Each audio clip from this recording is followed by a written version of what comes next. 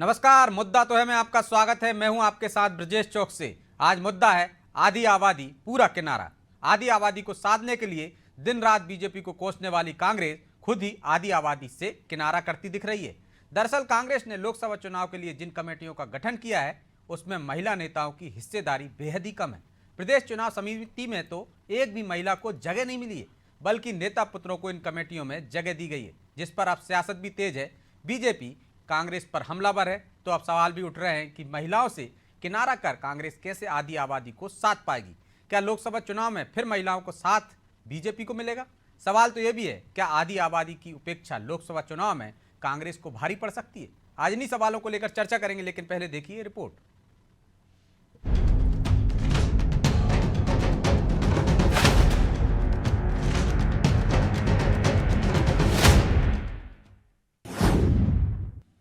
कांग्रेस ने बनाई कमेटी। कमेटियों में नेता पुत्रों की एंट्री,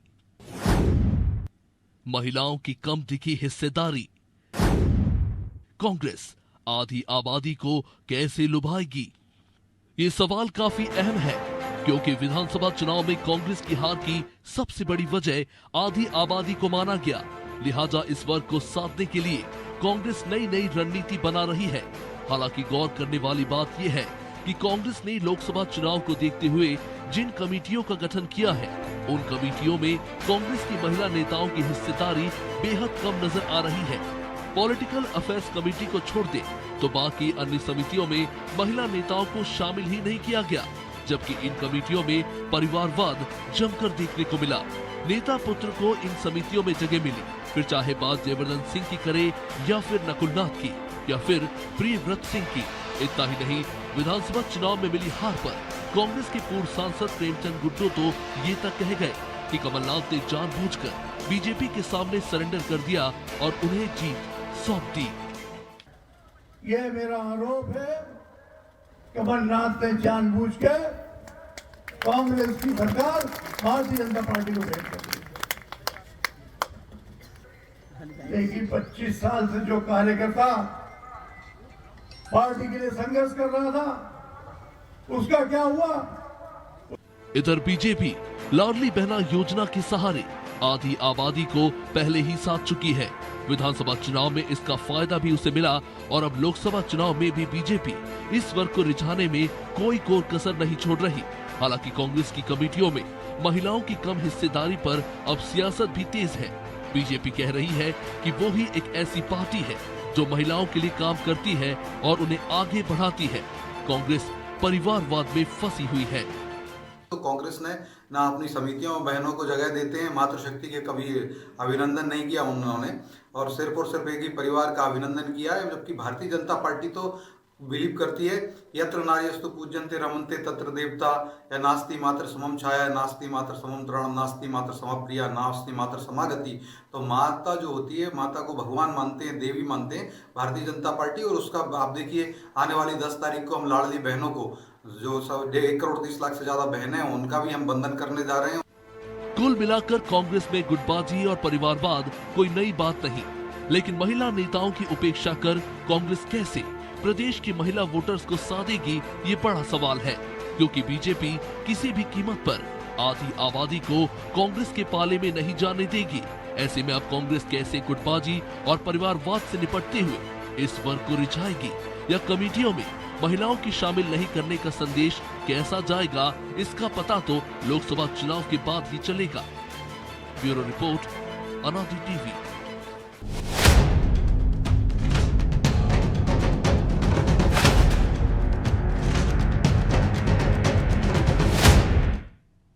तो इस मुद्दे पर चर्चा के लिए हमारे साथ जुड़ गए हैं नीलाभ शुक्ला, कांग्रेस प्रवक्ता हैं, मंजरी जैन बीजेपी प्रवक्ता हैं और आशीष दुबे वरिष्ठ पत्रकार। तीनों मेहमानों का बहुत बहुत स्वागत है। नीलाभ जी, शुरुआत आपसे ही करते हैं। आपके नेता राहुल गांधी कहते हैं जिसकी जितनी आबादी उसकी उतनी हिस्सेदारी होनी चाहिए। जब महिला बिल पास हुआ तो उन्होंने बाकायदा पिछड़ी जाति की महिलाओं के लिए कोटे की वकालत की, लेकिन जब आपकी कमेटियां बनती हैं तो महिला नेत्रियां गायब हो जाती हैं। 34 सदस्यों में वाली इलेक्शन कमेटी में आपको एक भी महिला नहीं मिली मध्य प्रदेश से। बीजेपी कह रही है कि आप सिर्फ वोट चाहते हैं, महिलाओं को भागीदारी नहीं देना चाहते। देखिए 32 लोग समिति बनी, उसमें आप देखिए मीनाक्षी नटराजन जी, विजय लक्ष्मी साधो जी, हीना कावरे जी, जुमा सोलंकी जी, शोभा ओझा जी, ये महिलाएं नहीं तो और क्या है। बीजेपी कैसे कह रही है कि भी महिलाओं को हमने इसमें ये सम्मान नहीं दिया, पॉलिटिकल या अफेयर्स नहीं। कमेटी की बात कर रहे हैं आप, और हाँ, जो मेरा बने सवाल हुए हैं, था प्रदेश चुनाव समिति का। ठीक है, उसमें भी सब टीम यही लोग हैं, सब लोग नहीं है। यही लोग, सब पूरी एक टीम बन के काम कर, हर किसी को अपनी जवाबदारी दी जाती है, सबको अपने अपने कार्य की महत्वपूर्ण जवाबदारी सौंपी गई है। इसमें आप मीनाक्षी नटराजन को भी लिया गया है, जुमा सोलंकी जी को भी लिया गया है, शोभा ओझा जी भी हैं, हिना कावरे जी भी हैं, सभी लोग हैं। देखिए हम सामाजिक न्याय के हिसाब से सबको जवाबदारी देते हैं। टिकट वितरण में भी हमने यही किया था, चाहे पिछड़ा वर्ग हो, आदिवासी वर्ग हो, महिला वर्ग हो, सबको सामाजिक न्याय के अनुसार सबको अपनी जवाबदारी देते हैं, सम्मान देते हैं। तो देखिए आप विधानसभा चुनाव में भी सबसे ज्यादा टिकट हमने भारतीय जनता पार्टी से ज्यादा महिलाओं को दिए थे, लगभग 30 टिकट दिए थे। भारतीय जनता पार्टी के 27 टिकट भी दिए थे मुश्किल से, उसमें टिकट की संख्या हमारी ज्यादा ही थी। 2 टिकट ज्यादा थे, उन्होंने 28 दिए थे, आपने 30 दिए थे। ठीक है, 30 दिए थे। अब महिला बिल की अगर आप बात करते थे, दूर के ढोल दिखाने के लड्डू, जिसका भी ना परिसीमन हुआ, अब इसमें बहुत बड़ी प्रक्रिया बाकी है, आप उसका लाभ उठाना चाहते हैं, उसका ढिंडोरा पीट रहे हैं। महिला बिल आपने पास तो करवा दिया, पर उसमें कितनी लंबी प्रक्रिया है। पर इच्छा शक्ति होती है आपकी सरकार 2014 से, आप तभी तो महिला बिल पास हो चुका था, उसका क्रियान्वयन हो चुका था। आपने इन चुनाव के वक्त ये लड्डू क्यों दिखाया? इसको होने कम से कम 4 से 5 साल लगेंगे। परिसीमन होगा, उसकी एक लंबी प्रक्रिया है, उसके बाद होगा। अगर आपकी इच्छा शक्ति होती महिला बिल पास करने, तो 2014 से आपकी सरकार है, आपने क्यों नहीं किया? तो इस तरह के भ्रम फैलाने की बातें न करें कि आप बहुत महिला के हितैषी हैं, महिला पक्ष जैसी बातें न करें। सर्वाधिक महिलाएं भारतीय जनता पार्टी के शासनकाल में 13 लाख महिलाएं लापता हुई, एनसीआर की रिपोर्ट बता रहा हूँ। विषयांतर मत समझिएगा, महिलाओं की बात हो रही, हर बात की जाएगी। तो मणिपुर की महिलाएं भी जब निवृत्त हुई थी, तो 2 महीने के बाद आप लोग झांक के भी नहीं देखा था, 2 महीने तक जब उन्हें सड़क पर उनको निवृत्त करके उनका बलात्कार किया जा रहा था, उनका जुलूस निकाला जा रहा था। जब महिला की बात आएगी तो सब तरह से बातें आएगी। बिल्कुल सब तरफ से बात करनी चाहिए, मैं सब तरफ से ही बात करना चाहता हूं, लेकिन आपने बड़ी सफाई से, नीलाव जी, इलेक्शन कमेटी की मैं बात कर रहा था और आपने पॉलिटिकल अफेयर्स कमेटी की तरफ मोड़ दिया। एक भी महिला नहीं है 34 सदस्य में। क्या ये कमेटी पावरफुल नहीं है क्या? जबकि उससे ज्यादा पावरफुल कमेटी है। क्या आप भी मानते हैं पार्टी चूक कर गई? इन महिलाओं में से एक आध को वहां भी रख देते, 2 को रख देते। देखिए सभी कमेटियां मिलकर चुनाव संचालित करेगी, ये भी एक कमेटी कांग्रेस की ही कमेटी, बाहर की कमेटी थोड़ी है। जिसकी जहां आवश्यकता है उसे वहां काम दिया जाता है। मतलब यहाँ महिलाओं की आवश्यकता नहीं है, जानते हैं आप या मानते हैं? क्यों नहीं, हमने आपको नाम गिना दिए, जिसकी जहां आवश्यकता उसे जो आपने नाम गिनाए वही तो मैं कह रहा हूं। आपने दूसरी कमेटी की गिना दिए। मेरा सवाल दूसरी कमेटी से था, इलेक्शन कमेटी से। कमेटी एक भी महिला नहीं है 34 सदस्य में, नीलाव जी, एक भी महिला। कमेटी तो कांग्रेस की ही है ना, जो मैंने गिनाई है आपको, लोकसभा के लिए ही बनी गई है ना। सबका काम अलग अलग होता है ना महाराज, ये तो आप भी बेहतर तरीके से जानते हैं। या मान लीजिए कि पार्टी चूक कर गई, इसमें संशोधन होना चाहिए। सबका काम, सबका लक्ष्य एक ही है, लोकसभा चुनाव। हाँ, आ रही है। ठीक है मंजरी जी, आ रहा हूं मैं आपके पास। सबका काम एक ही है, लेकिन कमेटियों काम अलग अलग होते हैं ना। आप कह सकते हो कि महिला, आपके पास महिला कांग्रेस है तो बाकी जगह फिर किस महिलाओं को दो ही मत। एक्सेप्ट करो ना कि हाँ चूक हो गई, महत्वपूर्ण कमेटी है इलेक्शन कमेटी, और उसमें एक भी महिला को हम जिम्मेदारी नहीं दे पाए, इसमें संशोधन होना चाहिए। देखिए जहां महिलाओं की आवश्यकता लगती, जहां में लगता जो जिस पद के काबिल है, जहां उनका उपयोग लिया जा सकता है, वहां उनको जवाबदारी सम्मान देते हैं। ठीक है, तो जहां उपयोग लगता है वहां जिम्मेदारी दे देते हैं मंजरी जी। लेकिन आप सिर्फ प्रलोभन देते हैं, बिल ले आते हैं, लेकिन इतना लंबा खींचते हैं। आपसे ज्यादा उन्होंने उम्मीदवार उतारे थे, 2 उम्मीदवार आपसे ज्यादा थी महिला विधानसभा चुनाव में। देखिए, अपनी गलतियों को छुपाने के लिए कुछ भी आप बोल दे तो उससे कुछ भी उदाहरण पेश करेंगे तो उससे आपकी गलतियां थोड़ी छुप जाएंगी। आपका जो दोहरा चरित्र है वो जनता भी देख रही है, महिलाएं भी देख रही हैं कि प्रियंका गांधी जो ये कहती है कि मैं लड़की हूँ, लड़ सकती हूँ। अब कहाँ है वो प्रियंका गांधी जी? आपके राष्ट्रीय कार्यालय में एक महिला नेत्री को उनके साथ अभद्रता की जाती है, मारपीट की जाती है और उसी को निष्कासित कर दिया जाता है। जब प्रदेश कार्यालय में सुंदरकांड का पाठ होता है तो एक महिला नेत्री को वहां से उठाकर चलता कर दिया जाता है। तो ये तो महिलाओं का सम्मान है। इनके नेताओं ने कभी महिलाओं को वो दर्जा देने की कोशिश ही नहीं की, और आज जो महिला बिल आया है उस पर भी आप प्रश्न चिन्ह लगाते हैं। आपकी सरकार रही, आप क्यों नहीं ले आए महिला बिल? कई बार आपने उस बिल को रखा, लेकिन आप में इच्छा शक्ति नहीं थी तो आप उसको पास ही नहीं करा पाए।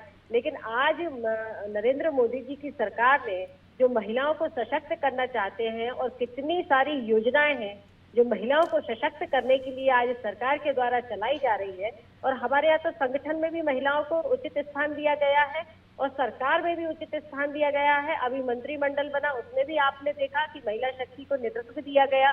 तो भारतीय जनता पार्टी ने महिलाओं को आर्थिक, सामाजिक और शैक्षणिक रूप से सशक्त करने के लिए जो कार्य किए जाने चाहिए थे वो किए, और मैं समझती हूँ कि अब तो उससे बढ़कर नेतृत्व देने का काम भी भारतीय जनता पार्टी की सरकार ने किया। जो आज नारी शक्ति बंधन बिल जो आज हमारे सामने है, तो भारतीय जनता पार्टी की सरकार का वो चेहरा है जो उन्होंने बताया कि हम महिलाओं के पक्षधर हैं, आधी आबादी को उनका हिस्सा देना जानते हैं, महिलाओं को सशक्त करना चाहते हैं, महिलाओं की योग्यता को वो पहचानते हैं।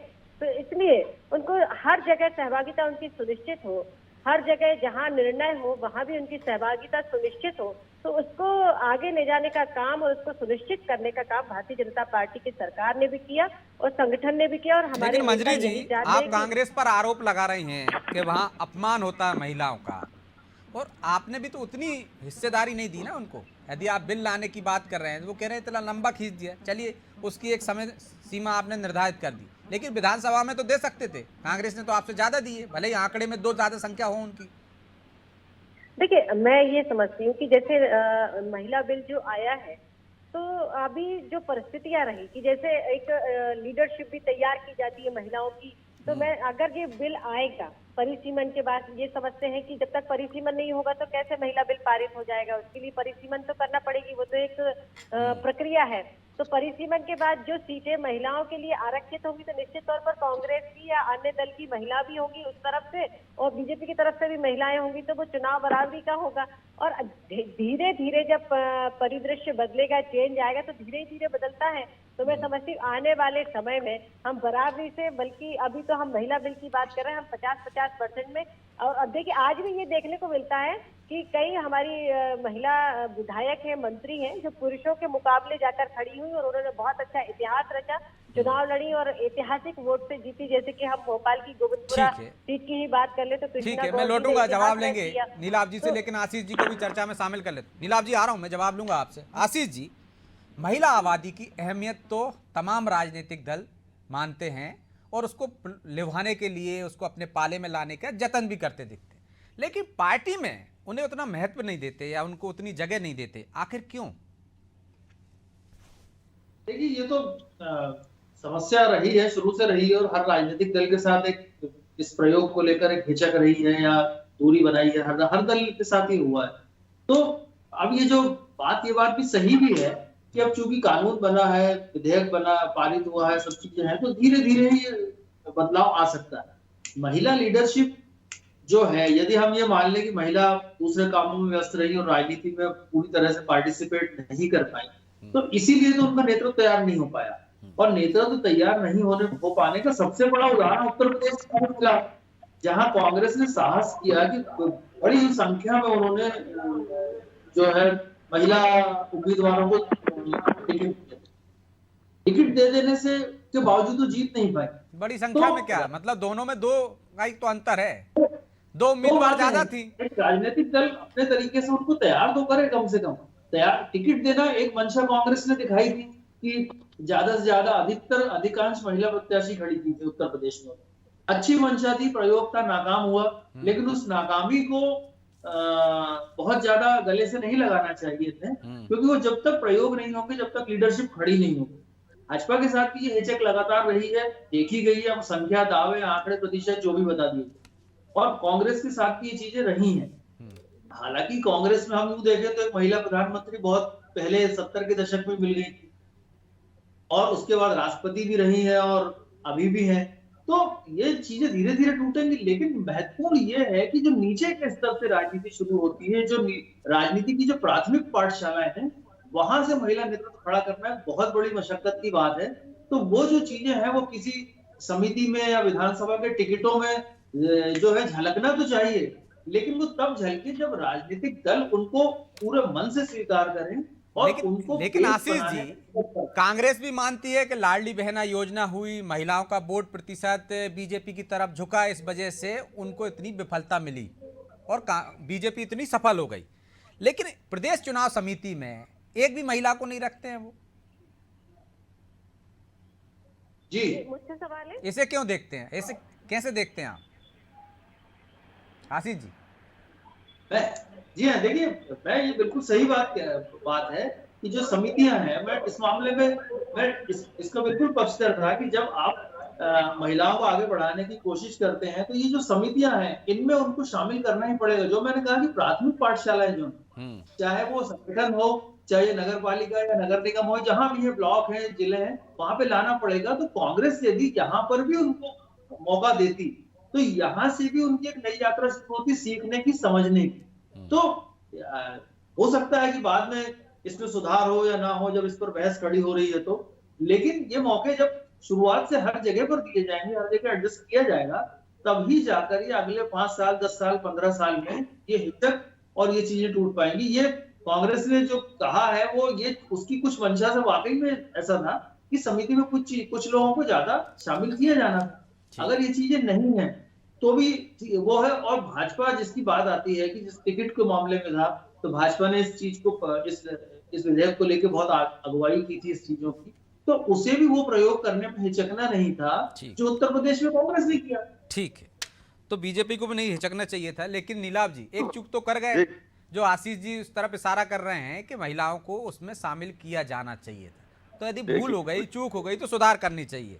और मंजरी जी कह रही हैं कि कांग्रेस में महिलाओं का अपमान होता है, कार्यालय में हो या बाहर हो। मंजरी जी, पहली बात तो आपको बता दूं, अपमान कांग्रेस में नहीं होता, भारतीय जनता पार्टी के नेता खुद अपमान करते हैं। आपको पता हुआ आईटी सेल के लड़कों ने एक अभी काशी हिंदू यूनिवर्सिटी की छात्रा के साथ बलात्कार किया, दरिंदगी की। आपकी IT cell, Bharatiya Janata party की आईटी सेल के युवकों ने वो लगातार मध्य प्रदेश में चुनाव प्रचार करते रहे और बैठकों में भी हिस्सा लेते रहे।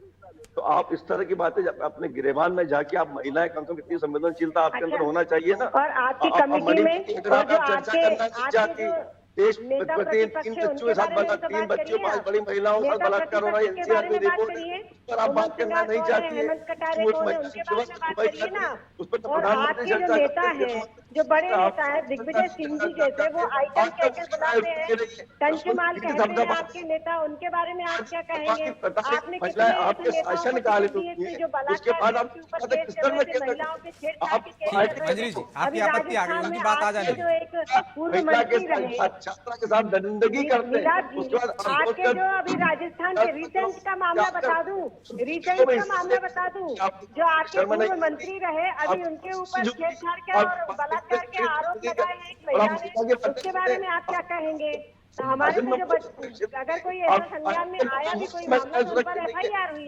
अभी आप कैसे बातें करती महिला सुरक्षा की? आपकी पार्टी के लोगों से ही महिलाएं सुरक्षित नहीं है। नीलाभ जी यदि उस दिशा में जाओगे तो दोनों तरफ आपके पार्टी के नेताओं से महिलाएं सुरक्षित नहीं है।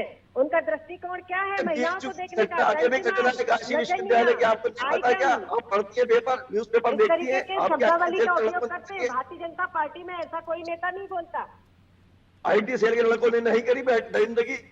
आप बताइए, राजस्थान के अभी पूर्व मंत्री के ऊपर एक महिला ने आरोप लगाया, बलात्कार और छेड़छाड़ की FIR हुई, उनके बारे में बात क्यों नहीं करते आप? इन बातों में चर्चा ही नहीं करना चाहते। हम महिलाओं को सुरक्षा नहीं देना चाहते। नहीं करना चाहते, हम तो करना चाहते हैं। कांग्रेस के शासनकाल में तो यदि महिलाओं के साथ कुछ दुर्व्यवहार हो जाता था, बलात्कार जैसी घटनाएं घटित हो जाती थी, तो FIR नहीं होती थी। हमारे यहाँ तो 0 पर FIR दर्ज होती है।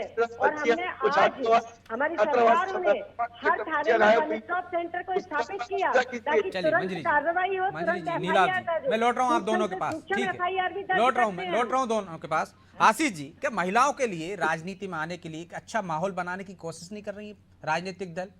और क्या कांग्रेस में इसकी ज्यादा कमी देखने को मिलती है? देखिए, माहौल तो डिपेंड करता है कि किस तरह से पार्टी इनको आगे बढ़ाने की कोशिश करती है, किस तरह का वो इस तरह अभियान या मोमेंटम शुरू करती है, ये इस पर डिपेंड करेगा। माहौल की जहां तक बात है, अगर हम इस पर माहौल बनाने के लिए तो पार्टी पदाधिकारी बनाना ही पड़ेगा ना। पहले संगठन में माहौल बनाएंगे तब तो ज्यादा से ज्यादा भागीदारी होगी उसकी, या लोग जुड़ेंगे। तो ये होनी ही चाहिए और इसमें ज्यादा से ज्यादा भागीदारी यही लाए। जरूरी नहीं है कि हम किसी महिला को, जो मेरा मानना है, जरूरी नहीं है कि हम किसी महिला को सांसद या विधायक ही बनवा के माने। बिल्कुल। उसको शुरू तो करें, उसका नेतृत्व उसका एस्टेब्लिश तो होने दें, उसका एक महिला का जो राजनीतिक जो दुनिया से उसको वाकिफ होने दें, उसको अपना आधार बनाने दें। और ऐसा नहीं है कि कांग्रेस में या भाजपा में महिला नेता नहीं है, महिला नेता समय समय पे लगातार हुई है। संख्या की बात इस बार आई है तो संख्या, चूंकि आधी आबादी वाला मामला है तो संख्या निश्चित तौर पे ज्यादा हो जानी चाहिए थी। अब चूंकि अब शुरुआत हुई है तो अब भी हो सकती है। जहां तक माहौल की बात है तो कांग्रेस, भाजपा, समाजवादी पार्टी या और भी जो 2-4 दल हैं, वो पूरी तरह से ये नहीं कह सकती कि हम बहुत संस्कारित और बहुत ही साफ सुथरा माहौल दे पाए। ये सब चीजें प्रोसेस के साथ शुरू होती हैं, धीरे धीरे होती है। निश्चित तौर पे इसमें कई चीजें आती है, मान, अपमान, सम्मान और कई तरह की चीजें जो अभी दोनों पक्षों की तरफ से बोली जा रही थी, ये भी आती हैं। तो इन सब चीजों से के अलावा हम इसको कितना रोक सकते हैं, इसके अलावा राजनीतिक दलों को, महिलाओं को प्रशिक्षण और संरक्षण और सम्मान तीनों के साथ आगे बढ़ाना होगा और उसको खुले मन से आगे बढ़ाना होगा। ये सिर्फ रस्मी तौर पर या कर्मकांडी तौर पर बनाने की कोशिश की जाएगी तो महिलाओं का नेतृत्व नहीं खड़ा होगा। तो आधी आबादी नहीं समझती होगी कि सिर्फ हमारे वोट के लिए इस्तेमाल किया जाता है राजनीतिक दलों के। सवाल, अब यही तो बात है, यही दबाव तो लगातार बना है कि इसको लेकर के विधेयक भी बने और जो चेतना आई है, जो समाज बदला है, टेक्नोलॉजी बदली है, महिलाओं की समझ बदली है, तो समझ बदलने का ही तो ये नतीजा है कि महिलाएं अपनी बात बोलने लगी हैं, राजनीति में आने की कोशिश करने लगी हैं, टिकट, बायोडाटा में उनके दावे ज्यादा होने लगे हैं। तो ये बदलाव हर तरफ से आया। लेकिन मैं बोलता हूँ कि सांसद विधायक होने चलिए, बनने भी दीजिए, लेकिन उनका जो पूरी जो ग्रूमिंग है, जो पूरा एक महिला एक नेता जिस तरह खड़ा होता है, जिस तरह पुरुष नेता हम देखते हैं कॉलेज में राजनीति करता है, फिर वो वार्ड की करता है, फिर पंचायतों की करता है और धीरे धीरे आगे पूरा स्टेब्लिश होता है। तो उस तरह का माहौल और उस तरह का संरक्षण देने की पहल दोनों ही जो अभी बड़े दल हैं, इनकी जिम्मेदारी बनती है। दोनों ही दलों की जिम्मेदारी बनती है मंजरी जी, लेकिन आपकी जिम्मेदारी ज्यादा बनती है क्योंकि आप सत्ता में हैं, ज्यादा बेहतर तरीके से महिलाओं को आगे ला सकते हैं। आ रहा हूं नीलाभ जी, एक छोटा सा कमेंट के बाद। देखिए ब्रजेश जी, मैं आपको बता दूं कि आज महिला बिल जो पास हुआ है वो भारतीय जनता पार्टी की सरकार ने ही कराया और आप कहते हैं कि ज्यादा जिम्मेदारी हमारी है, तो हमने उस जिम्मेदारी को निभाया और आज भी देखिए कि महत्वपूर्ण पदों पर महिलाएं हैं। जैसे कि आज हम राष्ट्रपति जी का जो पद है वो भी, उस पर एक आदिवासी महिला है, वह सुशोभित कर रही है उस पद को। और इसके पहले विदेश मंत्री का पद जो सुशोभित किया वो माननीय सुषमा स्वराज जी ने किया और रक्षा मंत्री का पद भी एक महिला होकर श्रीमती निर्मला सीतारमण जी ने किया और आज भी एक महत्वपूर्ण वित्त विभाग वो संभाल रही है। तो हमने तो हर जगह जहां जिसकी काबिलियत है उसको, जो हम जिसका जो अधिकार था और जो अब काबिलियत रखता है, तो उसको भारतीय जनता पार्टी की सरकार ने और संगठन ने भी दोनों जगह महिलाओं को बाकायदा उनकी योग्यता के अनुसार उनको पद दिया, काम दिया। तो निश्चित तौर पर अगर हमारी जिम्मेदारी है तो हमने उसको निभाया भी है।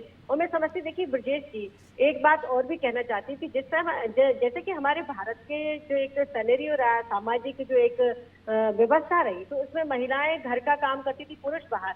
तो कहीं ना कहीं ये एक सामाजिक व्यवस्था भी रही कि महिलाएं घर से बाहर ज्यादा निकली नहीं। लेकिन अब हम देखते हैं कि महिलाएं आगे निकल रही हैं और काम कर रही है। जैसे पंचायती राज्यों में जब हमने 50% का आरक्षण दिया भारतीय जनता पार्टी, एक छोटा सा कमेंट नीलाभ जी, कुछ कह रहे थे महिलाएं, ठीक है मंजरी जी, समय नहीं, उनको निकाला। महिलाओं को बाहर निकलने के लिए सुरक्षित वातावरण भी दिया जाता है। देश की महिला रेसलर, जिससे आपके सांसद बात करिए ना, पॉजिटिव होके बात करिए। आप इस तरीके से नकारात्मकता के रूप में हर बात करेंगे ना तो ऐसा नहीं होता। जो बात पॉजिटिव है उसको पॉजिटिव तरीके से रखिए, सुरक्षित वातावरण। चलिए माफी चाहता हूँ, चर्चा को यहीं विराम देना होगा क्योंकि समय की एक बाध्यता है। आप तीनों मेहमानों का बहुत बहुत धन्यवाद। तो आधी आबादी अब जागरूक भी हो गई है और अपने हिस्से का हक भी मांगने लगी।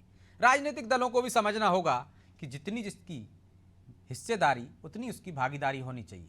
जो बात कह रहे हैं आप, दमदारी से दूसरों से जिसकी मांग कर रहे हैं, कोटा निर्धारण करने की मांग कर रहे हैं, उसके लिए पहले आपको भी एक कदम उठाना होगा। शायद कांग्रेस कहीं चूक कर गई है और हो सकता है वो इस भूल सुधार ले, क्योंकि लोकसभा चुनाव में भी आधी आबादी महत्वपूर्ण रोल अदा करने वाली।